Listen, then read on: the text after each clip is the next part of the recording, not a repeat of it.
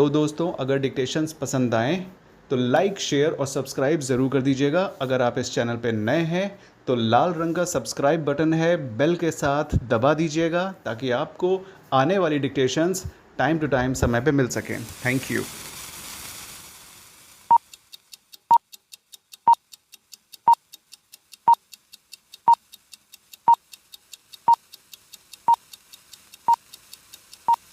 Start. Wide this judgment RSA number 3736 of 2008 and RSA number 3737 of 2008, which are arising from one suit and two first appeals disposed of by a common judgment by the trial court, as well as first appellate court, shall stand decided. Full stop. Counsel for the parties are also agreed that both the appeals can be conveniently disposed of by a common judgment. Full stop. Para.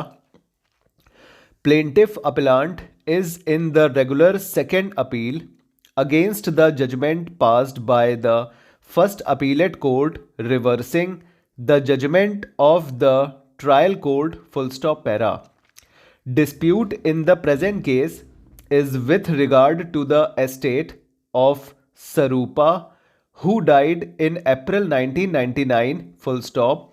As per the case of the respondent's defendants, he executed a registered will in their favor dated 2/4/1998, Exhibit D1, whereas the plaintiff appellant, who is daughter, claims that he died in interstate. Full stop. The execution of the registered will has been proved by examination of scribe, both the attesting witnesses and sub-registrar who registered the will. Full stop. It is written in the will by the testator that he does not have a son in bracket male child bracket out, although he has a daughter. Full stop. He has recited that he has fulfilled his duty by marrying her. Full stop. Hence he executed the will in favor of his nephews with whom he is residing. Full stop. Para.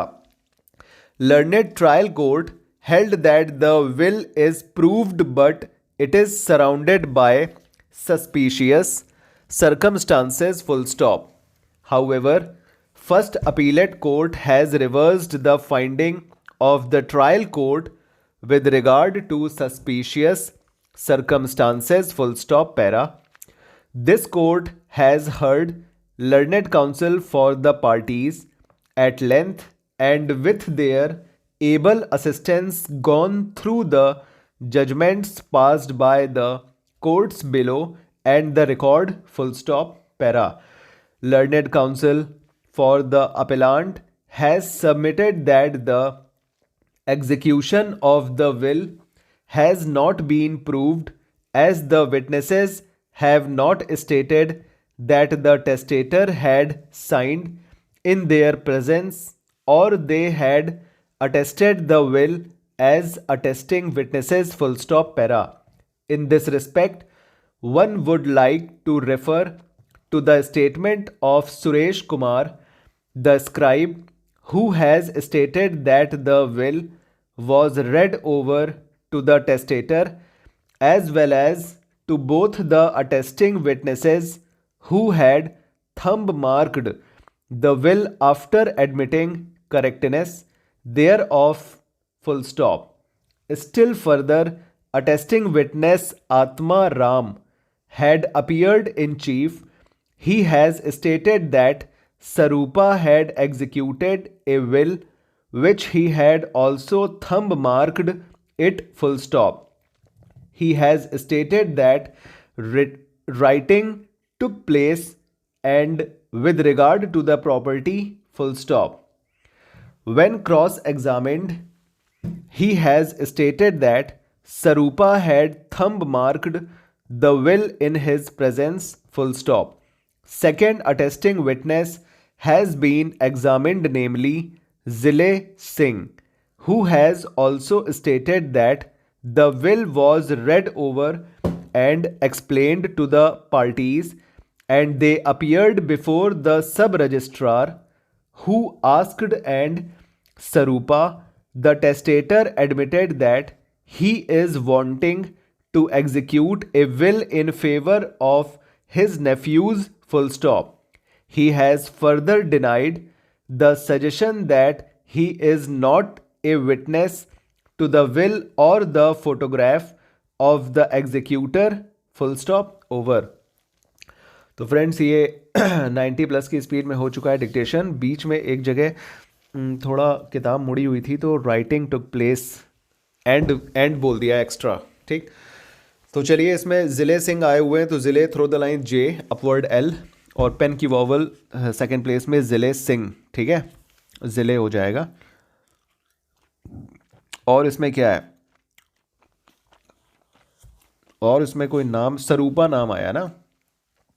Sarupa के लिए circle upward are और P बना दीजिए. P में that की vowel above the line का stroke है ये. ठीक है, तो ये सरूपा हो गया.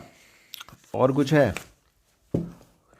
और उसमें आत्मा राम, एटम बनाते हैं ना, वही आत्मा बन जाएगा. T M above the line का स्ट्रोक है और एम के आफ्टर में दैट की वॉवल आत्मा. ठीक है, आत्मा राम हो गया ये. और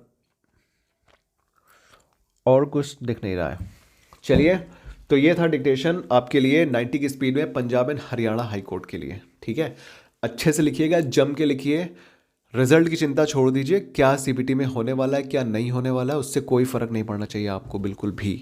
ठीक है, आपका काम है रिटर्न देना और शॉर्ट हैंड की तैयारी में लग जाना पागलों की तरीके. ठीक, तो ये जो बीच बीच में आप लोग रोक देते हैं अपने आप को, वो सब मत करिए. जम के डिक्टेशन लीजिए ताकि शॉर्ट हैंड में दोबारा मतलब गंदी वाली मेहनत ना शुरू करनी पड़ जाए. सारी मेहनत ऐसी रहे कि बस आपको कपड़े वपड़े आप पहन के रेडी हैं, बस किसी ने बोल दिया चलो भैया तो बस चल दिए.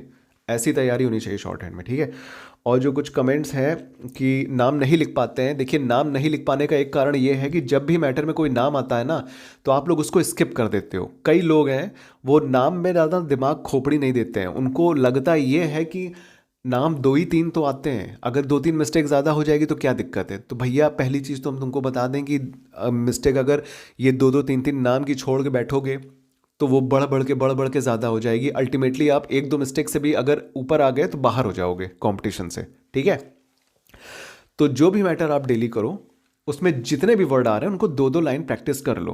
पहली चीज़ तो ये, जैसे मान लीजिए अभिषेक आया किसी मैटर में, आपने अभिषेक को 2 लाइन प्रैक्टिस कर लिया.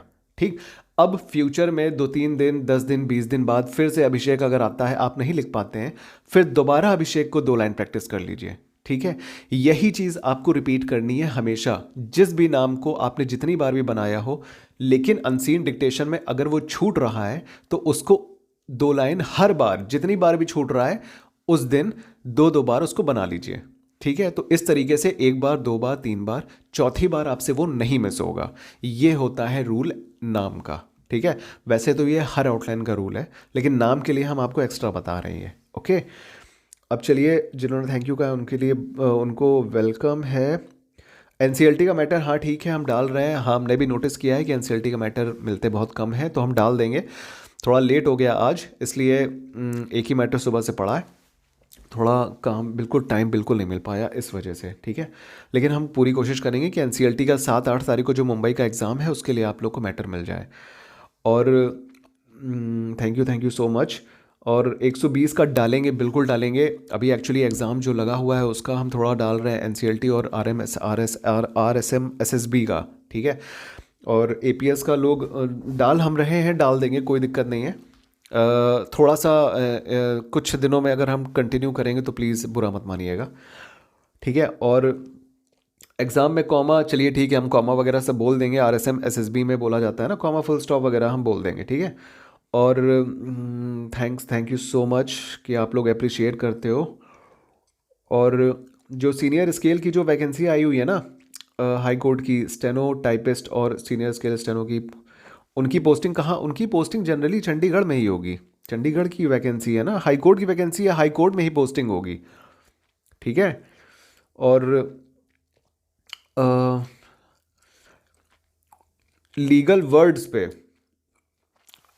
कुछ देखिए, लीगल वर्ड्स पे जो वीडियो हम एक बना देंगे ताकि आप लोगों को कुछ आइडिया हो सके। वैसे वर्ड्स तो बहुत ज़्यादा हैं, अगर वीडियो बनाने के लिए बैठेंगे तो वो कई घंटे ले लेगी वीडियो, है ना। आप लोग देख के भी बोर हो जाओगे।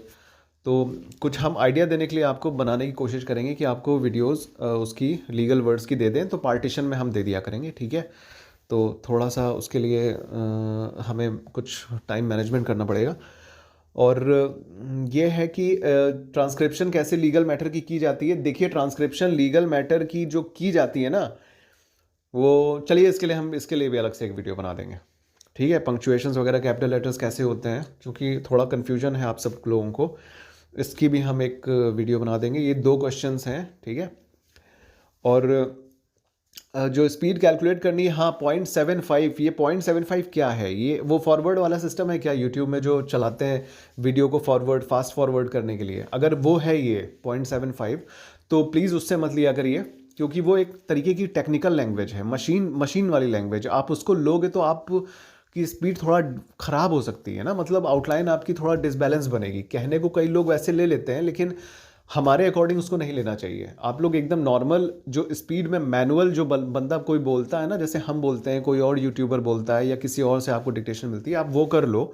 उसमें ये रहेगा कि आपकी जो स्पीड है ना वो एक्चुअल रहेगी, लेकिन वो आप करोगे ऐसे तो उसमें कुछ ज़्यादा खास बेनिफिट नहीं मिलने वाला है। ऊपर से दिमाग में प्रेशर बन जाता है उस स्पीड को फॉलो करने से, ठीक है। तो जो भी लो, ओरिजिनल स्पीड में डिक्टेशन लो, चाहे किसी की भी लो, ठीक है।